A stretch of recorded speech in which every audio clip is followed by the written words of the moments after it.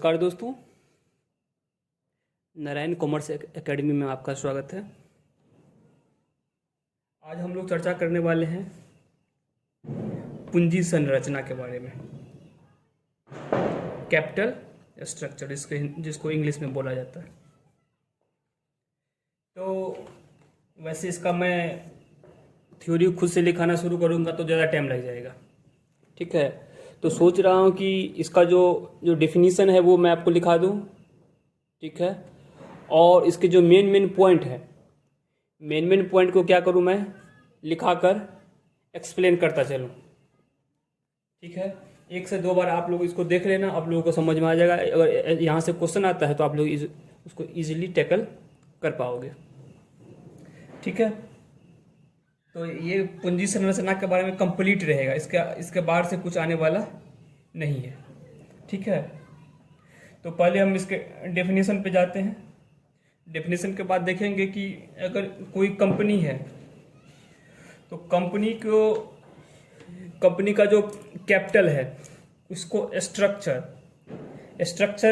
करते समय किन किन बातों का ध्यान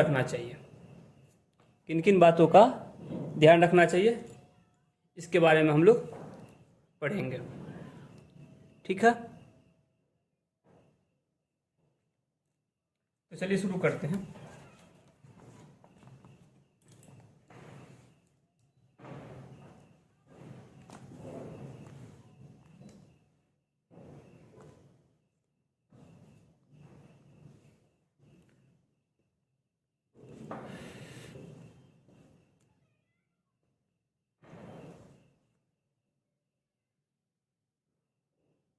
पूंजी संरचना का मतलब साधारणतः पूंजी के स्वरूप से है, अर्थात कंपनी ने किन किन स्रोतों से पूंजी प्राप्त की है,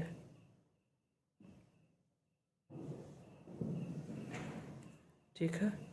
तो बहुत जगह क्या होता है कि पूंजी संरचना एक टर्म आता है और एक पूंजीकरण आता है, ठीक है।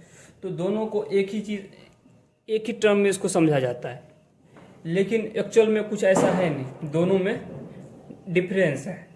तो पहले मैं आपको पूंजीकरण के बारे में बता देता हूँ। ये पूंजीकरण का मतलब है पूंजी की मात्रा। मान लीजिए कोई कंपनी है, उसमें कितना पूंजी लगा हुआ है। मान लीजिए कोई कंपनी है, उसका कैपिटल जो है 1 लाख रुपए की है, तो उसका पूंजीकरण हमको क्या बोलेंगे, 1 लाख रुपए। लेकिन पूंजी संरचना का मतलब होता है कि ये जो 1 लाख रुपया कंपनी में आया है एज अ कैपिटल जो इसमें इन्वेस्ट हुआ है, वो उसका सोर्स क्या क्या है, कहाँ से पैसा ये आया है, जो टोटल में 1 लाख रुपया हो जाता है। तो देखिए जो कैपिटल के जो सोर्स होते हैं वो डिफरेंट टाइप के होते हैं, ठीक है। कैपिटल के जो सोर्स है वो बहुत सारे कैपिटल के सोर्स हैं। आप उसको थोड़ा बहुत एग्जांपल दे देते हैं, जैसे लॉन्ग टर्म लोन हो गया, प्रेफरेंस शेयर कैपिटल हो गया, डिवेंचर हो गया, इक्विटी शेयर कैपिटल हो गया, बैंक लोन हो गया। ये सब क्या है, सोर्स ऑफ कैपिटल। ये सोर्स ऑफ कैपिटल है। इसको टोटल कर देंगे तो ये पूंजीकरण हो जाता है। इसको अलग अलग तोड़ा जाए तो एक फिगर बनेगा जिसमें सबका अपना अपना पोर्शन रहेगा, वही कहलाएगा आपका कैपिटल स्ट्रक्चर, ठीक है। तो शायद नहीं, मुझे पूरा विश्वास है कि आप लोगों को समझ में ये बात आ गया होगा, ठीक है। तो पूंजी संरचना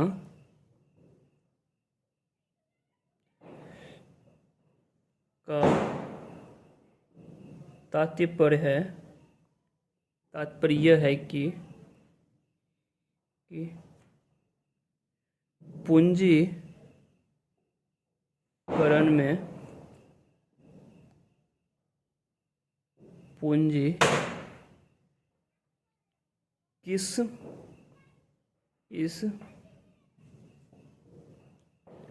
स्रोत से प्राप्त की गई है। कितनी पूंजी, इक्विटी शेयर कैपिटल हो गया है, और कितनी पूंजी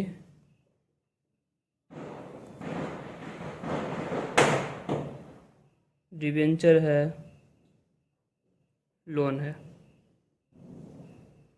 ठीक है, डिबेंचर है, लोन है, प्रेफरेंस शेयर कैपिटल है। तो ये हो गया आपका कैपिटल स्ट्रक्चर के बारे में एक ओवरव्यू इसका हो गया। कैपिटल स्ट्रक्चर किसको कहते हैं, मतलब पूंजी संरचना किसको कहा जाए और पूंजीकरण किसको कहा जाता है। अब आप लोगों को इस मतलब ये जो दोनों पॉइंट है इसमें आप कोई कन्फ्यूज़न नहीं होगा। ठीक है, अब हम आगे बढ़ते हैं कि जो कैपिटल स्ट्रक्चर है, मान लो न्यू कंपनी फॉर्म हो रही है, तो न्यू कंपनी फॉर्म हो रही है तो फॉर्मेशन के टाइम उसको कैपिटल डिसाइड करना रहता है कि कितना कैपिटल लगाना है। तो उसमें प्रेफरेंस शेयर कितना होगा, इक्विटी शेयर्स कितना होगा, डिवेंचर कितना होगा, लोन कितना होगा, या अदर कोई और सोर्स है तो वो उसका परसेंटेज कितना रहेगा, वो डिसाइड करना रहता है। तो इसको डिसाइड करते समय किन किन बातों को ध्यान में रखना है, इसी को हम लोग अब डिस्कस करने वाले हैं। ठीक है, तो एक पॉइंट ये हो गया आपका। दूसरा है कि पूंजी संरचना को प्रभावित करने वाले कारक।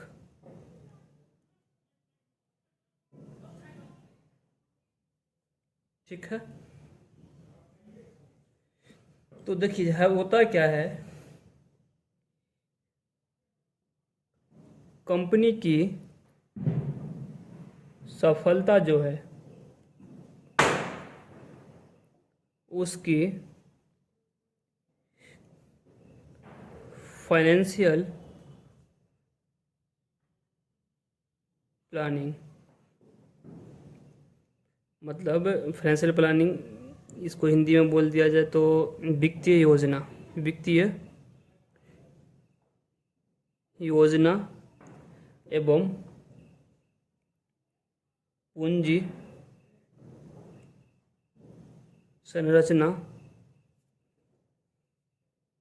पर निर्भर करती है।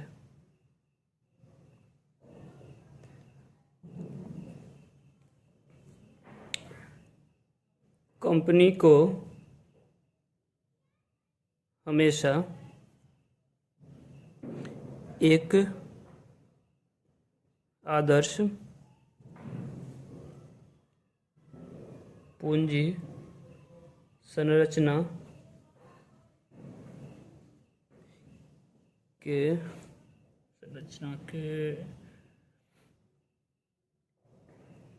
निर्माण का प्रयत्न करना चाहिए।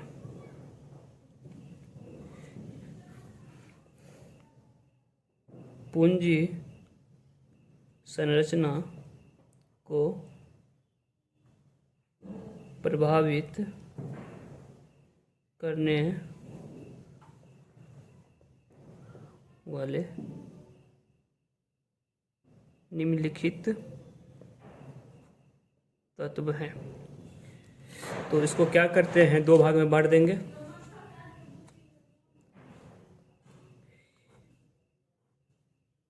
फैक्टर को दो भाग में बांटेंगे, internal factor, internal factor, external factor. ठीक है, फटाफट इसको हम बोलते जाएंगे, आप लोगों को सुनना है बस, ठीक है, क्योंकि हम इसको लिखना शुरू करेंगे तो बहुत ज़्यादा टाइम लगेगा। क्योंकि लास्ट वीडियो हम जो अपलोड किए थे तो 1.25 घंटा का हो गया था, लेकिन उसमें कवरेज भी था, इसमें भी अच्छा खासा कवरेज। इसको हम फुल लिखाते हैं तो वो भी 1 से 1.25 घंटा का हो जाएगा। शायद आप लोगों को थोड़ा अजीब लगेगा कि इतना बड़ा बड़ा वीडियो रहता है, लेकिन क्या करें, शॉर्टकट का मतलब शॉर्टकट में जा नहीं सकते, थोड़ा बहुत बताएंगे, कोई फ़ायदा नहीं है। ठीक है, जितना बता रहे हैं उसको आप लोग करके जाइए, कोई दिक्कत नहीं होगा। स्टेप वहाँ से क्वेश्चन आता है तो पहला है इंटरनल फैक्टर। तो इंटरनल फैक्टर में हम सबसे पहले क्या लेंगे, फर्स्ट है व्यवसाय की प्रकृति। अब बस हम बोल देंगे, आप ये पॉइंट लिखाते जाएंगे, आप इसको हम क्या करेंगे, डिस्कस करेंगे, लिखाएंगे नहीं, बस आप लोग को समझना है। ठीक है,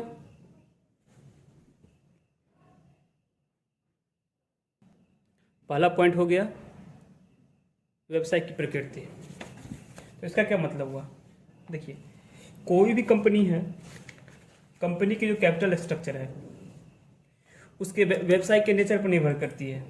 जिन कंपनियों को अपने व्यापार में, अपने बिजनेस में पूर्ण विश्वास रहता है कि मेरा बिजनेस सफल होगा, तो वहाँ पे क्या होता है, वो डिवेंचर भी इशू कर सकता है और प्रेफरेंस शेयर कैपिटल भी इशू कर सकता है। मतलब क्या कि देखिए, इसको पता है कि मेरा बिजनेस चलना है तो वो क्या करेगा, डिवेंचर इशू करेगा। डिवेंचर इशू करेगा तो उससे क्या है कि डिवेंचर पे उसको ब्याज भी देना पड़ेगा, आपको प्रॉफिट हो या ना हो, डिवेंचर होल्डर को कोई मतलब नहीं है। प्रेफरेंस शेयर कैपिटल हो गया, अगर प्रेफरेंस शेयर आप इशू कर रहे हो, अगर प्रॉफिट आपको नहीं होता है तो उसको, वो जो प्रेफरेंस शेयर कैपिटल को होल्डर जो है उसको, उससे आपके प्रॉफिट से कोई मतलब नहीं। जो उसका जो परसेंटेज बना हुआ है कि 11% प्रेफरेंस शेयर कैपिटल है तो उसको देना ही पड़ेगा आपको, उसका जो डिविडेंड बन रहा है। ठीक है, तो ये इसका मतलब सिनेरियो कैसे बन रहा है कि भाई मुझे पूरा विश्वास है कि मेरा बिजनेस चलेगा, मेरा पूरा विश्वास है कि मेरा बिजनेस चलेगा ही चलेगा, तो कोई दिक्कत नहीं है। आप क्या करो, डिवेंचर इशू कर लो, बैंक लोन ले लो, प्रेफरेंस शेयर कैपिटल इशू कर लो। लेकिन अगर कोई डाउट लग रहा है कि नहीं भाई अभी चलेगा कि नहीं चलेगा, मुझे कोई अभी पूरा भरोसा नहीं है, तो ऐसे में क्या है कि वहाँ पे रिस्क ज़्यादा है, तो वो क्या करेगा, इक्विटी शेयर इशू करेगा। ठीक है, इक्विटी शेयर इशू करेगा। एक चीज़ और है कि मान लीजिए कोई कंपनी है, ध्यान से सुनिएगा, कोई कंपनी है जो मैन्युफैक्चरिंग में इन्वॉल्व है, तो उसे क्या चाहिए, प्लांट चाहिए, मशीनरी चाहिए, बिल्डिंग चाहिए, फर्नीचर फीचर, ये सब चाहिए। तो वहाँ पे जो सोर्स ऑफ कैपिटल रहेगा वो लॉन्ग टर्म वाला रहेगा, क्योंकि उसको पैसे को फिर से चेन में लाने के लिए उसको टाइम लगेगा, इसलिए उसका सोर्स ऑफ कैपिटल जो रहेगा लॉन्ग टर्म रहेगा, जो भी हो। लेकिन अगर कोई ट्रेडिंग कंपनी है, ट्रेडिंग में इन्वॉल्व है, सामान वो क्या करता है, उसका खरीद और बिक्री का काम है, तो खरीद बिक्री का काम है, तो वो क्या करेगा, वहाँ पे जो फंड का जो साइकिल है वो फटाफट आएगा जाएगा, तो वहाँ पे वर्किंग कैपिटल की ज़्यादा जरूरत पड़ती है।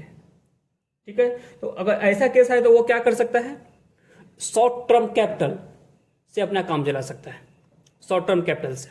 ठीक है, इस पॉइंट को आप समझ लिए होंगे। दूसरा है आपको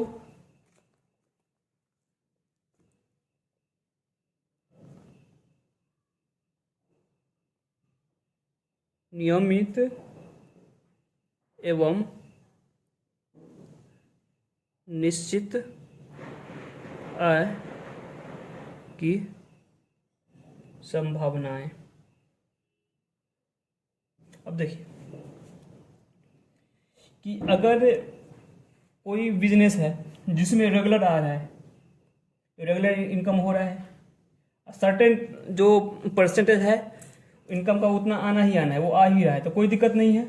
तो ऐसे कंपनी में वो क्या कर सकती है, वो भाई वही पिछला यही वाला जो पहला पॉइंट, इसको आप रिपीट कर सकते हैं, इसको इसमें भी दिखा सकते हैं कि इस केस में वो क्या कर सकती है कि उससे तो मालूम है कि भाई मेरा बिजनेस चल रहा है, जो बिजनेसमैन है उसको पता है कि बिजनेस चल रहा है, तो वहाँ पे क्या कर सकता है, वो डिवेंचर इशू कर लेगा।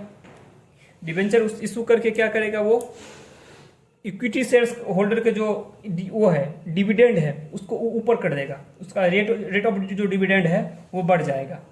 लेकिन अगर यहाँ पे जो इनकम जो है, प्रॉफिट है, वो रेगुलर नहीं है, सर्टेन नहीं है, तो वहाँ पे वो क्या करेगा, इक्विटी शेयर्स इशू करेगा।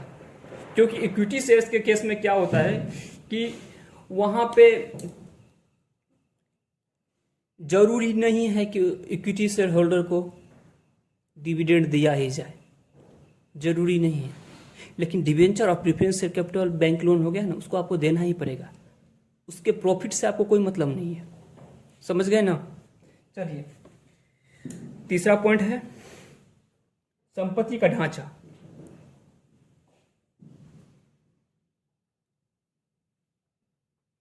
संपत्ति का ढांचा, तो मान लीजिए कि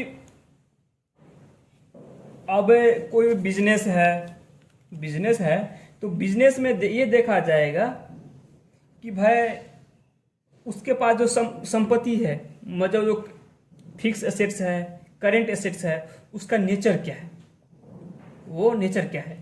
तो जैसे जहाँ पे फिक्स एसेट्स वाली कंपनी है वो लोन लेकर भी, डिवेंचर इशू करके भी काम कर सकती है।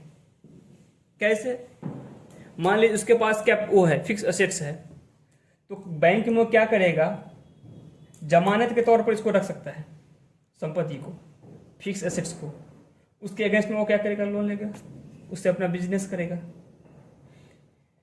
तो लेकिन अगर उसके पास चालू संपत्ति ज़्यादा है, करंट एसेट्स ज़्यादा है, तो वो लॉन्ग टर्म जो उसका जो सोर्स ऑफ कैपिटल है उस पर वो निर्भर नहीं रह सकता है, उसे शॉर्ट टर्म कैपिटल से ही काम चलाना चाहिए। ठीक है ना। होता क्या है कि जो जिसके बैलेंस शीट में करेंट एसेट्स होता है ज़्यादा, उसको लॉन्ग टर्म मिलना थोड़ा दिक्कत हो जाता है, लेकिन उसको जो शॉर्ट टर्म लोन है ना वो इजीली मिल जाएगा। ठीक है। चौथा, व्यापार नियंत्रण की इच्छा। व्यापार नियंत्रण की इच्छा। अब देखिए होता क्या है कि बिजनेस में जो जितने भी जिस कंपनी के पास शेयर कैपिटल है, तो कंट्रोल किसके पास रहता है, जिसके पास 51 उससे परसेंट से ज़्यादा शेयर होल्डर, मतलब उसका मतलब शेयर कैपिटल रहता है। और भी क्राइटेरिया है, उस पर अभी हम नहीं जाएंगे। ठीक है ना। 51% प्लस रहता है। अब मान लीजिए क्या होगा कि अब इसका जो है प्रमोटर है या मैनेजमेंट है, वो क्या चाहता है कि बिजनेस पे मेरा कंट्रोल बना रहे, बिजनेस पे मेरा कंट्रोल बना रहे। तो उस केस में वो क्या करेगा, इक्विटी शेयर्स को प्रेफर नहीं करेगा। इक्विटी शेयर्स को प्रेफर करेगा तो क्या होगा, मान लीजिए अभी 1 लाख रुपया का इक्विटी शेयर्स है, अब 50,000 रुपया का और इशू कर दिया, तो कितने का हो गया, 1.5 लाख। तो 50,000 रुपया का जो शेयर होल्डर है वो न्यू हो गए। पहले आपके पास कितना था कंट्रोल, 100% कंट्रोल था, क्योंकि 1 लाख रुपया का जो कैपिटल था आपके पास था। लेकिन अब 50,000 रुपया क्या हुआ, आउटसाइडर को मिल गया, तो अब आपके पास कितना कंट्रोल बचा, 66.66, आउटसाइडर को कितना हो गया, 33.33। तो आपका जो परसेंटेज ऑफ कंट्रोल है कितना लूज हुआ, 33.33। अगर आप ये नहीं चाहते हैं, आप बिजनेस के प्रमोटर है, बिजनेस के मैनेजर है, बिजनेस के मालिक हैं, आप चाहते हैं कि यह ना हो, तो इस केस में आप क्या करिएगा, डिवेंचर इशू करिएगा, प्रेफरेंस शेयर इशू करिएगा, बैंक से लोन लीजिएगा, लेकिन आप इक्विटी शेयर इशू नहीं करिएगा, क्योंकि इक्विटी शेयर को इशू करने से आपका कंट्रोल लूज हो सकता है। ठीक है,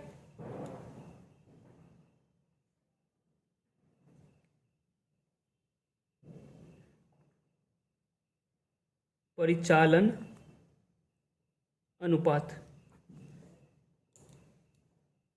परिचालन अनुपात का मतलब हो जाता है कि वो जो हम मान लीजिए कोई सोर्स ले रहे हैं, कैपिटल का जो सोर्स है, तो उसमें प्रॉफिट हम जो कमा रहे हैं उसमें एक्सपेंस का क्या बंदा, उसका मतलब उसमें एक्सपेंस कितने परसेंटेज है। मान लीजिए 100 रुपया हम कमा रहे हैं और 90 रुपया खर्चा हो जाता है, तो बचता तो 10 ही रुपया है ना इक्विटी शेयर होल्डर के लिए। तो इस केस में अगर यहाँ पे ऑपरेटिंग रेशियो अगर आपका ज़्यादा है तो आप क्या करिएगा, इक्विटी शेयर्स कैपिटल की ओर जाइएगा, क्योंकि इक्विटी शेयर्स कैपिटल जो है उस पर डिविडेंड देना नहीं रहता है। लेकिन अगर डिवेंचर आप इशू किए हैं तो आपका ऑपरेटिंग रेशियो बढ़ जाएगा, क्योंकि डिवेंचर प्रॉफिट एंड लॉस का पार्ट है। डिवेंचर पर जो इंटरेस्ट दिया जाता है पीएल में डेबिट होता है, पीएल में डेबिट होगा तो ऑपरेटिंग रेशियो है वो बढ़ेगा, ऑपरेटिंग रेशियो बढ़ेगा, आपका जो वो है प्रॉफिट है वो कम होगा।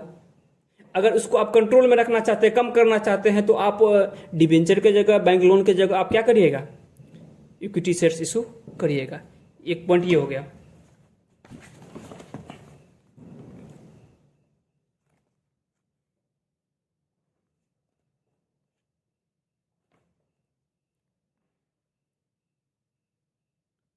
विभिन्न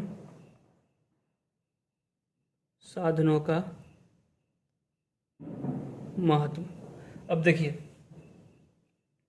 विभिन्न साधनों का, ये जो कैपिटल होता है, कैपिटल जो होता है वो शॉर्ट टर्म हो सकता है, लॉन्ग टर्म हो सकता है और मिडिल टर्म का भी हो सकता है।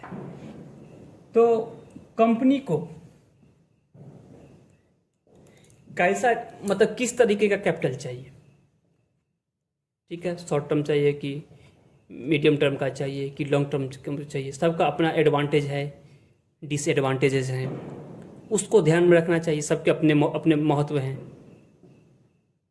उसको भी आपको ध्यान में रखना पड़ेगा। ठीक है, तो मतलब कहने का मतलब ये है कि सब में कोऑर्डिनेशन बनना चाहिए। कि मान लीजिए शॉर्ट टर्म की जगह लॉन्ग टर्म ले लिए, लॉन्ग टर्म की जगह शॉर्ट टर्म ले लिए, तो इससे क्या है, जो कैपिटल स्ट्रक्चर है वो बिगड़ जाएगा। As per requirement, short term का रिक्वायरमेंट है तो शॉर्ट टर्म में ला लीजिए, लॉन्ग टर्म का रिक्वायरमेंट है तो लॉन्ग टर्म में ला लीजिए। ठीक है, इससे क्या होता है कि जो कंपनी का जो क्रेडिट है ना, क्रेडिट वो भी, और जो सिक्योरिटी है, सुरक्षा के दृष्टि से भी, वो कंपनी के साख के दृष्टिकोण से, कंपनी के सुरक्षा के दृष्टिकोण से भी ये महत्व हो जाता है। एक 7वां पॉइंट हो गया, प्रबंधकों का दृष्टिकोण।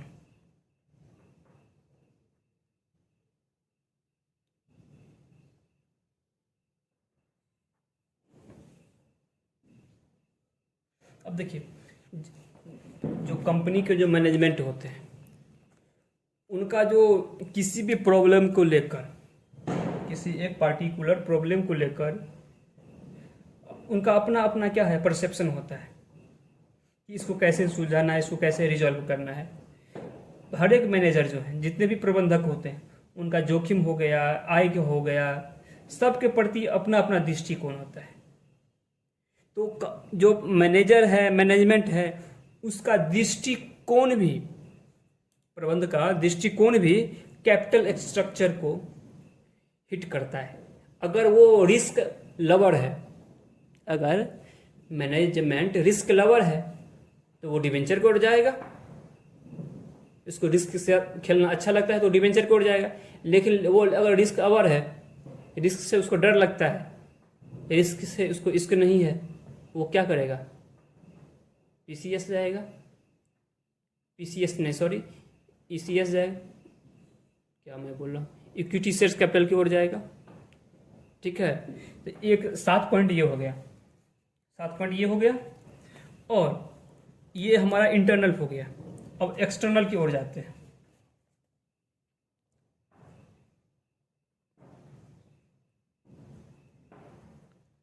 पूंजी निर्गमन की लागत,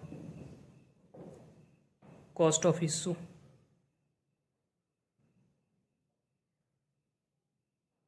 अब देखिए, आप कहीं से भी पैसा रेज करिए, पैसा कहीं से भी रेज करिए, चाहे वो इक्विटी शेयर्स कैपिटल हो, चाहे प्रेफरेंस शेयर्स कैपिटल हो, ठीक है, इक्विटी शेयर्स कैपिटल हो चाहे प्रेफरेंस शेयर कैपिटल हो, सबका अपना अपना कॉस्ट होता है। जैसे आप बैंक में लोन लेके जाइए ना, 5 लाख का लोन लेना है, प्रोसेसिंग खर्चा जुड़ते हुए, एग्रीमेंट करते आपको 4-5 हज़ार रुपया खर्चा पड़ जाएगा। अगर आप पर्सनल लोन लेने जाते हैं, अगर यही आप कॉर्पोरेट लोन लेते हैं तो ये परसेंटेज ज़्यादा हो जाता है, ठीक है। इसके अलावा भी बहुत सारे खर्चा हैं, तो सबको, जैसे इक्विटी शेयर्स है उसमें भी खर्चा है, प्रेफरेंस शेयर्स है उसमें भी खर्चा है, डिवेंचर है उसमें भी खर्चा है। तो सब जितने भी कैपिटल के सोर्स है, उसके इशू ऑफ कैप जो है, कॉस्ट ऑफ इशू है, उसको कंपेयर करना पड़ेगा, उसको भी कंपेयर करना पड़ेगा। सिर्फ इसी को कंपेयर करने से काम नहीं चलेगा, लेकिन उसको भी आपको कंसीडर करना पड़ेगा। अगर किसी का 10% है कॉस्ट ऑफ इशू, किसी का 5% है, तो 5% में आपको ये भी देखना पड़ेगा कि ये 5% जो है, इसके अलावा और तो कोई खर्चा नहीं बैठ रहा है, टैक्स में बेनिफिट मिल रहा है कि नहीं मिल रहा है, इससे जो कंपनी का कंट्रोल है, कंट्रोल को तो हिट नहीं कर रहा है, तो ये भी देखना पड़ेगा। तो ये हो गया आपका कॉस्ट ऑफ इशू। अब दूसरा पॉइंट हो गया पूंजी बाजार का वातावरण, पूंजी बाजार का वातावरण। अब देखिए, ये देखना पड़ेगा कि पूंजी बाजार की जो परिस्थिति है वो भी कंपनी के जो कैपिटल स्ट्रक्चर है उसको प्रभावित करती है। अगर मार्केट में तेजी है, तेजी काल में आप क्या कर सकते हैं, इक्विटी शेयर्स और अधिक डिविडेंड की संभावना के कारण इक्विटी शेयर्स प्रचलित रहते हैं, क्योंकि मार्केट में क्या है, तेजी है, बिजनेस बहुत अच्छा हो रहा है। उस केस में आप क्या कर सकते हैं, इक्विटी शेयर्स के इशू कर सकते हैं। लेकिन मंदी काल में इक्विटी शेयर्स का पर कम लाभांश मिलने के कारण डिवेंचर हो गया, प्रेफरेंस शेयर कैपिटल हो गया, वो क्या होते हैं, वो ज़्यादा प्रचलित होते हैं।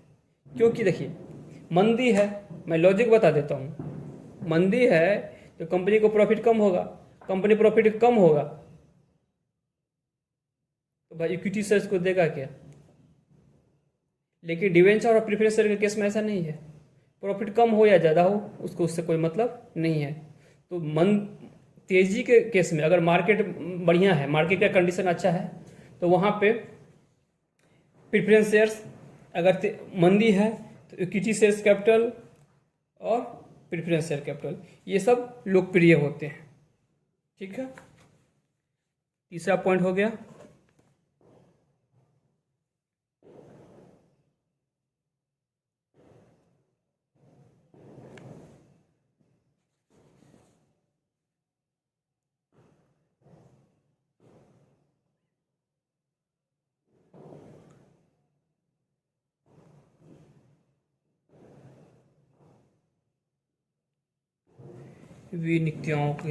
नियोक्ताओं की प्रकृति। देखिए, बाजार में जो है ना, मार्केट में अनेक तरह के विनियोक्ता होते हैं, ठीक है। तो आर्थिक स्तर, आर्थिक रूप से साहस, जोखिम वहन करने की क्षमता सब में अलग अलग होती है, ठीक है ना। कोई रिस्क ले सकता है, कोई रिस्क नहीं ले सकता है। तो मान लीजिए जो कैपिटल का स्ट्रक्चर ये हो, इस तरीके से होना चाहिए कि इसमें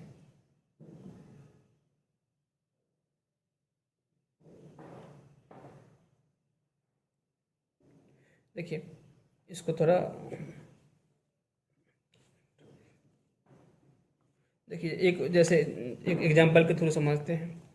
कुछ विनियोक्ता मतलब कि जो बिजनेसमैन ऐसे होते हैं, वो जोखिम नहीं चाहते हैं, लेकिन चाहे आय कम ही क्यों ना हो, ठीक है, लेकिन कुछ जो ऐसे होते हैं वो अधिक आय चाहते हैं, इसके लिए उसको अधिक जोखिम लेना क्यों ना पड़े, वो उसको मंजूर रहता है, ठीक है।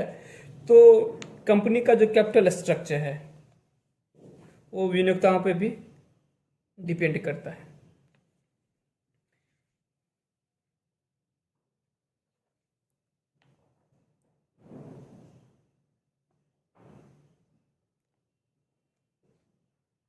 प्रचलित कानून, देखिए,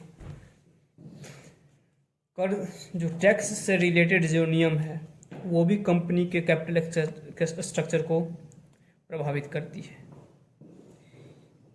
जैसे डिवेंचर है, डिवेंचर पर टैक्स का रिलीफ मिलता है, लेकिन इक्विटी शेयर्स पे टैक्स का रिलीफ नहीं मिलता है। प्रेफरेंस शेयर्स पे टैक्स का रिलीफ नहीं मिलता है। तो ये सब पॉइंट, ये पॉइंट भी क्या होता है कि मान लीजिए 10 पर इक्विटी शेयर्स का आप रेगुलर 10% दे रहे हो, और प्रेफरेंस वो डिवेंचर पे जो है रेट ऑफ इंटरेस्ट है 12% है, 13% है। तो यहाँ पे क्या होगा, आपको डिवेंचर महंगा दिख रहा होगा, लेकिन ऐसा नहीं है। अब मान लीजिए वहाँ पर टैक्स का रेट जो है 40% है, तो 13 में से 13 का 40% घटा दिए 5.2, 13 में से 5.2 हटाइए, 13 में से 5.2 हटाइए, कितना बचा 7.8, ठीक है ना। तो इसका इफेक्टिव कॉस्ट ऑफ कैपिटल का जो रेट है वो कितना बन रहा है 7.8, इक्विटी का कितना बन रहा है 10। ये चीज़ को भी, मतलब इस बात को भी आपको ध्यान में रखना पड़ेगा कि जो कैपिटल जो है, जो कैपिटल का नेचर है, उससे रिलेटेड नियम कानून क्या है। क्योंकि ये जो मतलब किसी सोर्स को लेकर नियम कानून बना हुआ है, वो भी काफ़ी हद तक कैपिटल स्ट्रक्चर को प्रभावित करती है, ठीक है। तो देखिए, इसको हम सिर्फ एक्सप्लेन किए हैं तो मोटा मोटी आधा घंटा का वीडियो हो गया, ठीक है। तो जो नोट करा है उसको नोट कर लीजिए, और ये जो हम पॉइंट लिखाए हैं इसी पॉइंट को आपको एग्ज़ाम में जाके एलेबोरेट करना है। तो होगा क्या कि इस वीडियो को दो बार देख लीजिएगा, तो सारा का सारा पॉइंट आपका बन जाएगा। बस इस पॉइंट को याद करके जाना है कि ये इंटरनल फैक्टर ये है, एक्सटर्नल फैक्टर है, और इसी को क्या करना है, थोड़ा एलेबोरेट करना है, ठीक है। तो मिलते हैं नेक्स्ट वीडियो में। आप लोगों का बहुत बहुत धन्यवाद।